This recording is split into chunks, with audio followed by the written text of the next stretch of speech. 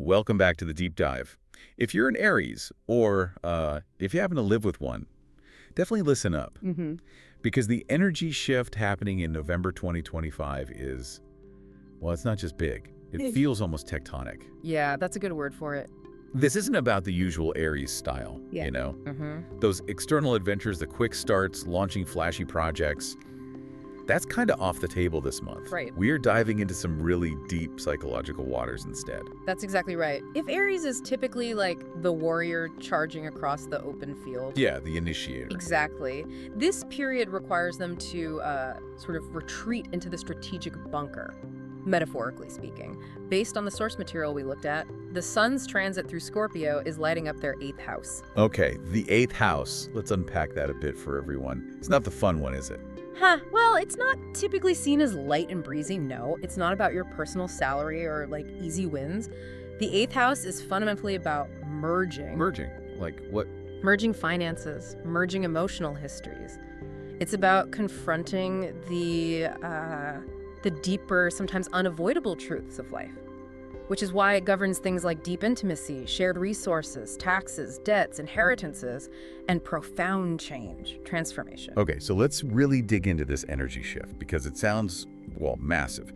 Aries is the sign of me first, initiation, independence. And now they're being asked to pivot like 180 degrees.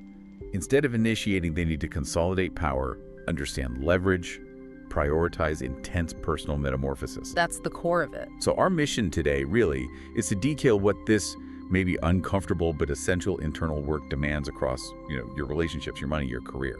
And what's fascinating here, I think, is how it redirects their signature drive. For Aries, strength usually means winning the outward battle, right? The immediate thing. Right now, yeah. But the sources we reviewed keep using terms like inner mastery. It's demanding that Aries shift their power focus from impulse to strategy. It becomes an internal wrestling match. But wait a second. For Aries, strategy can feel like inaction. Impatience is practically their fuel. I know. How can they apply that famous, aggressive energy to something slow and internal without driving themselves completely mad? That is the core challenge, isn't it? And it's also the secret to the leverage they can gain this month. The sources describe this period as a powerful crucible. The crucible, okay. Yeah, it forces Aries to realize that maybe true power isn't just in initiating something new all the time, it's in thoroughly controlling the foundations of what already exists. Okay, like their shared systems. Yeah. Whether that's a joint mortgage or, like you said, maybe a repressed emotional wound. Exactly, those deep foundational things. So the ruling planet, Mars, it isn't telling them to fight less, necessarily. It's telling them to fight smart. Precisely. Apply that classic Aries drive to the long-term, maybe even the subterranean planning, not just the impulsive surface moves. Yeah. But, let's be honest. For a sign as direct as Aries, this kind of depth will probably feel deeply uncomfortable, at least at first. Scorpio energy demands honesty, vulnerability. Things Aries loves avoiding. Well, yeah, sometimes. It demands the courage to look at what's hidden, The sources talk about burning away what no longer serves you to emerge stronger, more resilient. So you can't just skim the surface. No, you absolutely can't skip the shadows to get to the light here. You have to investigate them, go into them. But the payoff sounds immense. The goal isn't just a quick win. It's building a foundation so solid that no external storm can shake it. That's permanent resilience, not just temporary victory. And if you think about the bigger picture, it's about them leveraging that competitive nature, but against their own limiting patterns and fears. Ooh, instead of against some external rival. Exactly. That's the ultimate strategic pivot for the warrior archetype, really, turning the battle inward. Okay, moving from the self to the shared world. Let's tackle love and intimate connections. Section 2 here shows that superficiality is just out. Completely out. Way out. Soul-level connections are overwhelmingly in. Love takes on a really serious, deeply meaningful tone. Yeah, the foundations of Aries partnerships are being intensely scrutinized, like put under a microscope. For those already in a committed relationship, this is actually described as a golden opportunity. Golden. How so, given the intensity? Because the energy naturally gravitates towards these profound merged topics. It pushes conversations about shared futures, joint finances, maybe even next-level commitments. Like marriage, or starting a business together, or consolidating assets long-term. All of those things that require deep merging and trust. So the relationship is essentially leveling up. Yeah. But only if Aries is willing to drop that emotional armor they often wear That's the catch. and actually trust their partner with their deepest self, their vulnerabilities. That's the nuance, exactly. The research we looked at shows the true test of union now is that willingness to merge energies fully and build a shared life on absolute radical honesty. Radical honesty. Yeah, you have to be utterly transparent about fears, control issues, vulnerabilities, the works. And for single Aries, the work is mainly internal first. Okay. How so? Healing old wounds, especially around trust or betrayal. Preparing themselves internally for what the sources call a potentially fated transformative connection. This isn't about surface level dating anymore. If they meet someone, it's likely to be It's a significant. profound, potentially life-altering is the sense we get from the data. That's huge. And actually, speaking of profound insights, if you're finding this breakdown helpful, maybe for yourself or for an Aries, please do take a moment to hit that like button. It genuinely helps others find this deep dive. Yeah, definitely. Anyway, that vulnerability you mentioned, it naturally filters into section 3, right? Social circles and financial strategy, because these are both about how you share power with others. Absolutely connected. The 8th house transit dictates a major shift in social circles too, that desire to be the life of the party. The typical Aries need to initiate and lead the fun. It just subsides. So what replaces it? It's replaced by this deep need for a smaller, tighter, more trusted circle. Quality over quantity, big time. So it sounds less like a casual friendship phase and more like an intense vetting process. Yeah. Like, are you really with me? You nailed it. It's described as a cleansing process of their network. Aries' tolerance for, superficial conversations and fair weather friends will be at an absolute low. Or they'll feel drained by it. Completely. And the energy might bring underlying issues to light, things like power dynamics, maybe even manipulation within friendships or groups.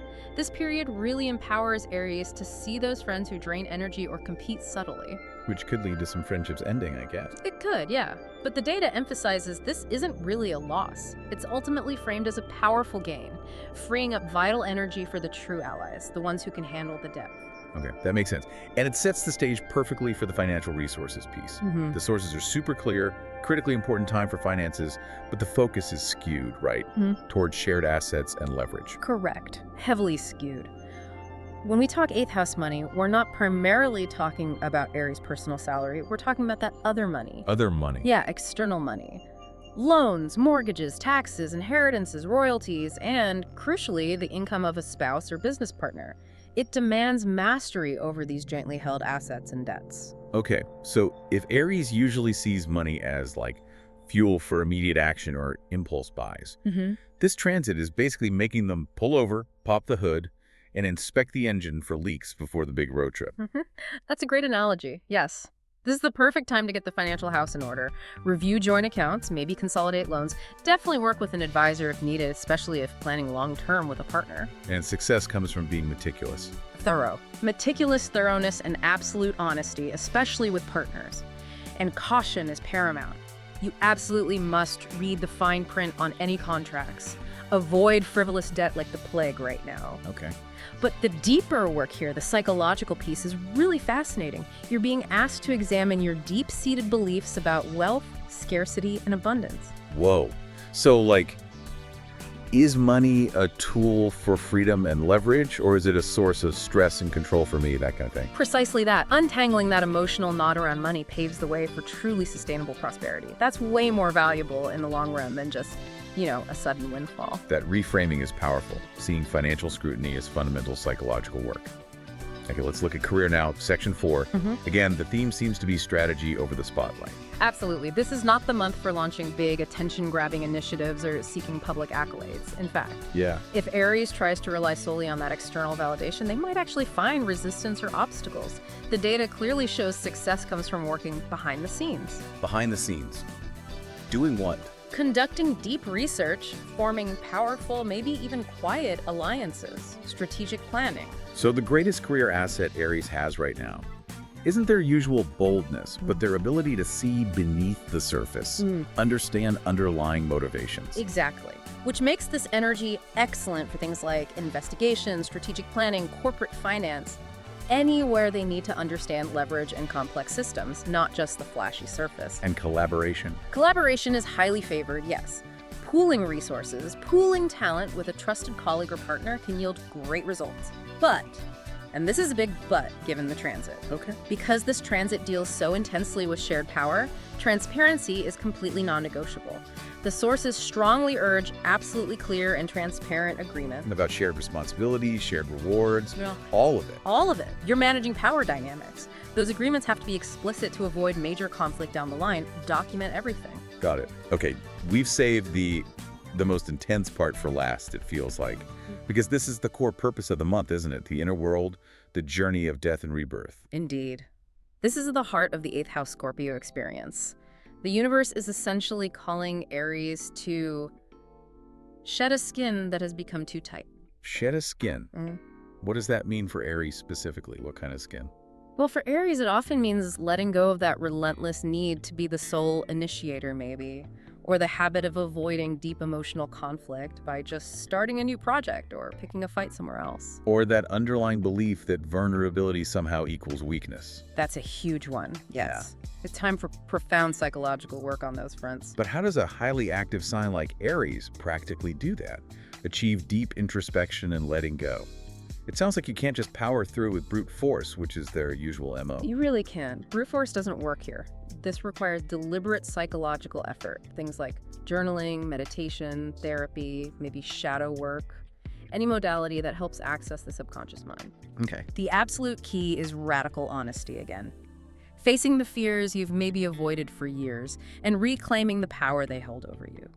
It's meant to be a profoundly liberating process, even if it's tough. So the Aries tendency is always onward, forward, but this transit forces them to look down, look deep at the roots. Perfectly put. Look at the roots, the foundation, the hidden stuff. And the result of all that digging, all that effort, is the metaphorical phoenix rising from the ashes. That's the image the sources evoke, yes. Yeah. It allows a stronger, wiser, more resilient self to emerge. One whose power is unshakable because it's built on deep self-awareness, not just external conquest or bravado.